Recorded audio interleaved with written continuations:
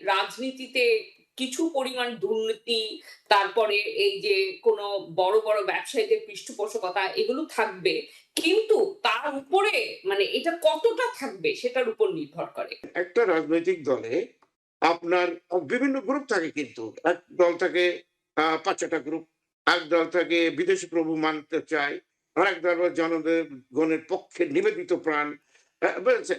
এরকম থাকে। কিছু লোক আছে অত্যন্ত ভালো। সব মন্ত্রিসভায় কিন্তু এটা থাকে। বেসিক কতগুলো আইন শৃঙ্খলা, দ্রব্যমূল্য এই কয়টা জিনিস যদি নিয়ন্ত্রণ করতে পারে তাহলেই কিন্তু হুম, বিএনপি মানুষের মনে একটা অনেক বড় একটা আসন আ আ পেতে পারবে। লন্ডনে যখন আ আ স্যার দেখা করলেন ডক্টর ইউনূস সাহেব, তখন কিন্তু যারা ঢাকাইয়া রাজনীতি করে থাকে বিএনপির তথাকথিত বড়, বড় নেতারা বারবার বলেছিলেন, এই করা যাবে না, ওই করা যাবে না। পরে কি হয়েছে? দেখেননি তারা তার পাশে বসে মিটিংটা পরিচালনা করেছে। জি। এই নতুন সরকার একেবারে ১ম দিনেই বড় পরীক্ষার মুখে পড়তে যাচ্ছে বলে অনেকে মনে করছেন। কারণ সরকার গঠনের সঙ্গে সঙ্গেই রমজান মাস শুরু হয়ে গিয়েছে। এবং রমজান মাসে বাংলাদেশে যেটি হয় আমরা সবসময় দেখে আসি সেটি হলো যে মানুষ মুনাফালোভী মানুষগুলো প্রত্যেকটি জিনিসের দাম এমনভাবে বাড়িয়ে দেন এবং যদি আপনাকে বলি এই মুহূর্তে বাংলাদেশের বাজারে আমি ঠিক জানি না টেক্সাসে আপনারা এক হালি লেবু কত দিয়ে কিনেন। আমরা নিউ ইয়র্কে $1 এক হালির বেশি লেবু পাই। সেখানে বাংলাদেশে এখন এক হালি লেবুর দাম ৳৭০ কাছাকাছি চলে গেছে। যেটি কল্পনা করা যায় না। যেটি হয়তো ৳15 ৳16 ছিল। শুধুমাত্র রোজার মাস বলে এটি হচ্ছে। এবং ঠিক এই সংকটময় মুহূর্তে তারেক রহমানের সরকার দায়িত্ব নিয়েছে। বাজার নিয়ন্ত্রণ সবচেয়ে বড় চ্যালেঞ্জ বলে মনে করছেন অনেকে এবং এই পরীক্ষায় এটাই আসলে তাদের জন্য অগ্নি পরীক্ষা বলে মনে করা হচ্ছে। কারণ গত রোজায় অন্তর্বর্তীকালীন সরকার কিন্তু খুব শক্ত হাতে সেটি সামাল দিয়েছিলেন। এই চ্যালেঞ্জটাকে উতরে যাওয়া কতটা সম্ভব হবে কিংবা এটি তাদের জন্য কোনো নেতিবাচক ফল আনবে কিনা? এই যে ২ টা সমস্যার কথা আপনি বলছেন, একটা হচ্ছে ট্রাফিক জ্যাম, একটা দ্রব্যমূল্য। ২ টারই কিন্তু সম্পর্ক আছে। এগুলো সব হচ্ছে যে মানুষ দিয়ে কনস্ট্রাক্টেড এবং শুধু তাই না, এটা ইন্ডিভিজুয়াল এর ব্যাপার না। এটা হচ্ছে কি এমনভাবে আপনার অল্প কিছু খুব উঁচু ধরনের ব্যবসায়ী তারা এমন করে এই জিনিসগুলোকে নিয়ন্ত্রণ করে, তারা একটা সিন্ডিকেট গঠন করে ফেলে। তখন ইন্ডিভিজুয়াল আপনি যদি মুনাফালোভী ব্যবসায়ীর কথা ধরেন, তাদের বিরুদ্ধে যাওয়া অনেক সহজ। কিন্তু আপনি যদি একটা বড় কেউ জোট বেঁধে যায়, তখন তার বিরুদ্ধে যাওয়া কিন্তু খুবই কঠিন। এবং আমরা এর আগে আমাদের যতগুলো শাসনামল ছিল, বিএনপি বলেন, আওয়ামী লীগ বলেন, আমরা দেখেছি সবসময় এরকম ব্যবসায়ীদের এরকম একটা জোট থাকে এবং তারা যেই দল ক্ষমতায় থাকে, তাদের পৃষ্ঠপোষকতায় এগুলো করে। এজন্যই তাদের বিরুদ্ধে কিছু করা যায় না। তো এখন এটা দেখতে হবে যে তারেক রহমান এইটা কতটা দমন করতে পারেন এবং ধরেন মানে রাজনীতিতে কিছু পরিমাণ দুর্নীতি, তারপরে এই যে কোনো বড়, বড় ব্যবসায়ীদের পৃষ্ঠপোষকতা এগুলো থাকবে। কিন্তু তার উপরে এটা কতটা থাকবে সেটার উপর নির্ভর করে। এটা যদি এই যে যানজটের সমস্যা হচ্ছিল, এগুলো যদি এরকম একজন মানুষ এরকম অনেক আপনার তার ট্রাক আছে, তার বাস আছে, সেজন্য কোনোভাবেই এই কোনো নিয়ম করা যাবে না যাতে ওগুলোকে নিয়ন্ত্রণ করা যায়। এই অবস্থা আমরা সেই আওয়ামী লীগ শাসনামলে দেখেছি। এখন যদি বিএনপি শাসনামলে দেখি, আবার বিএনপির কোনো পলিটিশিয়ানের অধীনে এরকম হয়তো রাস্তার ব্যাপার বা দ্রব্যমূল্যের ব্যাপার চলে গেল এবং বিএনপি একটা দল হিসেবে কিছু করছে না, তখন সেটার ফল তো শুভ হবে না। এখন তারেক রহমানকে দেখতে হবে যে তার দলের ভবিষ্যতের কথা চিন্তা করেও এই জিনিসটা নিয়ন্ত্রণে আনতে হবে। তাছাড়া একটা ধরেন একটা হানিমুন পিরিয়ড আছে। এখন যদি বেসিক কতগুলো আইন শৃঙ্খলা, দ্রব্যমূল্য এই কয়টা জিনিস যদি নিয়ন্ত্রণ করতে পারে তাহলেই কিন্তু হুম। বিএনপি মানুষের মনে একটা অনেক বড় একটা আসন পেতে পারবে। তো এখন তারেক রহমানের রাজনৈতিক প্রজ্ঞার উপর ডিপেন্ড করছে। তার নেতৃত্ব তিনি কিভাবে দলের অন্যান্যদের নিয়ন্ত্রণ করতে পারবেন তার উপর নির্ভর করছে। এখন সেটাই আরকি। এখন অপেক্ষা করে আছি দেখার জি। জন্য যে এবং কি যদি হয়। পারেন তাহলে এটি তার হ্যাঁ। জন্য টেস্ট কেস হিসেবে উনি যদি উতরে যেতে পারেন, এটি খুবই হ্যাঁ, ইতিবাচক ধারায় পুরো বাংলাদেশের রাজনীতির যে সংকট আমরা বলছিলাম, সেটিকে হ্যাঁ, হয়তো ইতিবাচক ধারায় নিয়ে আসবে। প্রফেসর ডক্টর শওকত আলী, আপনার কাছে জানি সেটি হলো যে আমরা অনেকগুলো বিষয় নিয়ে আলোচনা করেছি। এগুলো কার্যকর করতে হলে তারেক রহমান একা যদি সব জায়গায় নাক গলাতে হয়, সব বিষয়ে তাকে নির্দেশনা দিতে হয়, তাহলে তো আমরা আবার সেই শেখ হাসিনার যুগেই ফিরে যাওয়ার মতো বিষয় হবে। অর্থাৎ শেখ হাসিনাকে দেখতাম কোনো একটা বস্তিতে আগুন লাগলে ফায়ার সার্ভিস যদি ৮টা ফায়ার সার্ভিসের ইউনিট সেখানে যায়, তখন টেলিভিশন স্ক্রিনে দেখানো হতো প্রধানমন্ত্রীর নির্দেশে ৮টি ইউনিট গিয়েছে। অথচ হুম, সেটি প্রধানমন্ত্রীর নির্দেশ দেওয়ার কথা নয়। সেটি হয়তো স্বরাষ্ট্রমন্ত্রীর নির্দেশ দেওয়ার কথা।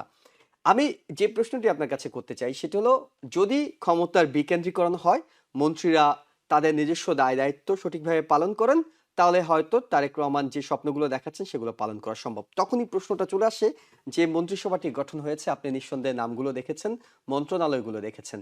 তাদেরকে কতটা সক্ষম বলে আপনি মনে করছেন, কিংবা কতটা কর্ম বান আমাদের মন্ত্রিসভা পেলাম আমরা?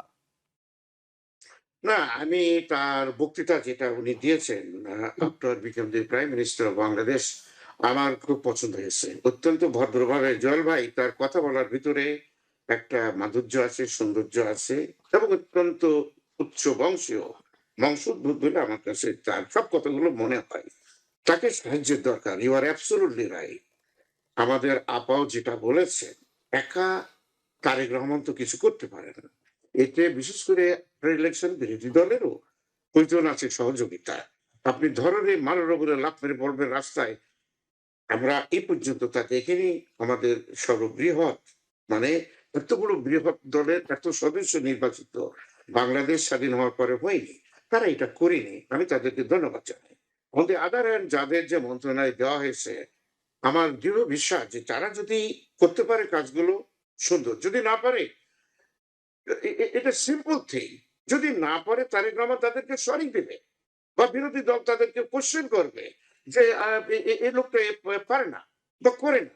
দেখেন আজকেই তো বক্তৃতায় উনি বলেছেন যে স্বজন প্রীতি যেটা তার ফাদার জীবনেও তিনি কখনো করেননি। নিজের ভাই, ভাগ্নি, চাচা, খালা, মামু আমরা দেখতাম যে মনে হয় ওনার কেউ নাই দুনিয়াতে একমাত্র আল্লাহ ছাড়া।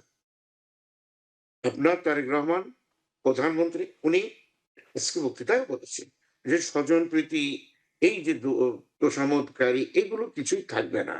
এইভাবে যদি উনি কন্ট্রোলে আসেন, ইনশাল্লাহ কোনো অসুবিধা আমি তো দেখছি না। যদি না পারে তাকে শহীদ হওয়ার nothing wrong, go back to the pavilion. আপনি একজন পার্লামেন্টের মেম্বার হয়েছেন নির্বাচিত, আপনাকে মন্ত্রণালয় দেওয়া হয়েছে, but you are not fit for that. তাহলে আপনি সংসদ সদস্য হিসেবে থাকেন, অন্য একজন লোক যে পারঙ্গম, বিএনপি একটা বড় দল, তাদের ভিতরে বহু লোক ভালো আছে। শোনেন, একটা রাজনৈতিক দলে আপনার বিভিন্ন গ্রুপ থাকে, কিন্তু এক দল থাকে ৫-৬টা গ্রুপ, এক দল থাকে বিদেশি প্রভু মানতে চায়, আরেক দল আবার জনগণের পক্ষে নিবেদিত প্রাণ। বুঝেছেন? এরকম থাকে। কিছু লোক আছে অত্যন্ত ভালো। সব মন্ত্রিসভায় কিন্তু এটা থাকে। এখন ২-১ জন মন্ত্রীর কার্যকলাপ দিয়ে তো আপনি পুরো গভর্নমেন্টকে আমি একটা উদাহরণ আমি দেব। আ আতাউদ্দিন খান বলে শহীদ রাষ্ট্রপতি জিয়াউর রহমানের সময় উনি বোধহয় স্টেট মিনিস্টার ছিলেন। উনি ইংরেজি কথা বলতেন খুব বেশি অ্যান্ড কামিং ফ্রম লন্ডন। ওকে। তো জিয়াউর রহমান উনাকে দায়িত্ব দিয়েছিলেন জনশক্তি মন্ত্রণালয়ের। দেখা গেল যে তার দুর্নীতি হয়েছে।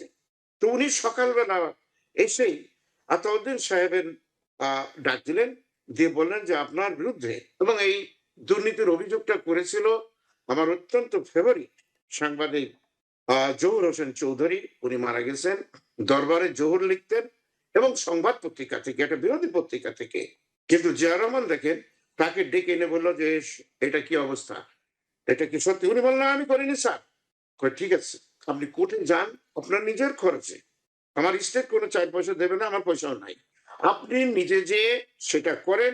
যদি প্রমাণ না করতে পারেন, আপনি কয়েকদিনের ভিতরে পদত্যাগ করবেন। এবং কিছুদিন পরে তিনি পদত্যাগ করতে বাধ্য হয়েছিলেন। আমি তারেক রহমান সাহেবকে এই অনুরোধটা বলবো যে তার পিতার যে পদাঙ্ক, এটা যদি উনি অনুসরণ করে, মন্ত্রী যেই হোক না কেন, দেখেন তিনি কিন্তু অলরেডি প্রুভ করেছেন। জয়েল ভাই, লন্ডনে যখন আপনারা যাই বলেন না কেন, বিভিন্ন রকম বিভিন্ন অ্যানালিসিস আছে। কিন্তু লন্ডনে যখন স্যার দেখা করলেন ডক্টর ইউনূস সাহেব, তখন কিন্তু যারা ঢাকাইয়া রাজনীতি করে থাকে বিএনপির তথাকথিত বড় বড় নেতারা বারবার বলেছিলেন এই করা যাবে না, ওই করা যাবে না। পরে কি হয়েছে? দেখেননি তারা তার পাশে বসে মিটিংটা পরিচালনা করেছে। জি।